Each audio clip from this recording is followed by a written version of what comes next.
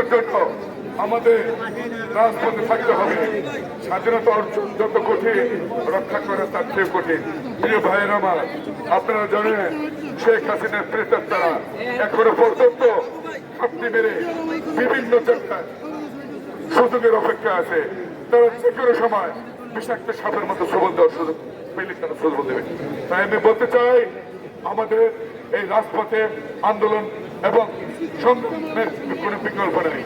যতদিন পর্যন্ত গণতান্ত্রিক সরকার আমাদের জনাব তারেক রহমানের নেতৃত্বে একটি নির্বাচিত সরকার প্রতিষ্ঠিত না হবে, ততদিন পর্যন্ত আমরা মাঠে থাকবো ইনশাআল্লাহ। আজকের এখান থেকে আমি আরেকটা প্রতিবাদ জানাই। আপনারা কি জানেন, কিছুদিন আগে ইউরোপের মাটিতে আমাদের বর্তমান আইন ও মাননীয় আইন এবং সংসদ বিষয়ক উপদেষ্টা জনাব ডক্টর আসিফ রহমান স্যার, তার উপরে আসিফ নজরুল স্যারের উপরে এই খুনি হাসিনার প্রেতাত্মারা তার সাথে বেয়াদবি করেছে। আমরা বলে দিতে চাই, এই খুনি হাসিনার প্রেতাত্মারা তোমরা যেখানে থাকো, তোমাদের বের করে বিচার করা হবে, তোমাদেরকে ফাঁসির কাস্টে ঝোলানো হবে। তোমরা বাংলাদেশের যত মানুষকে খুন করেছ, যত রক্ত নিয়েছ, তার প্রতিটা রক্তের বদলা নেওয়া হবে ইনশাল্লাহ। শহীদ রাষ্ট্রপতি জিয়াউর রহমানের সৈনিকের এখন মতো জাগ্রত আছে।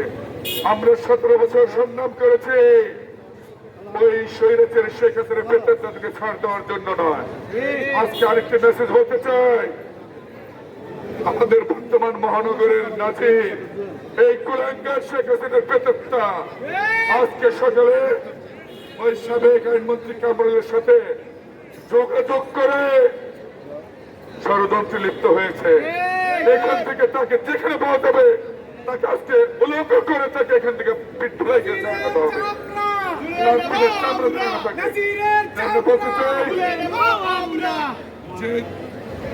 যে যেখানে ঘাপটি মেরে আছেন, সাবধান হয়ে যান, কারো পিঠের চামড়া থাকবে না।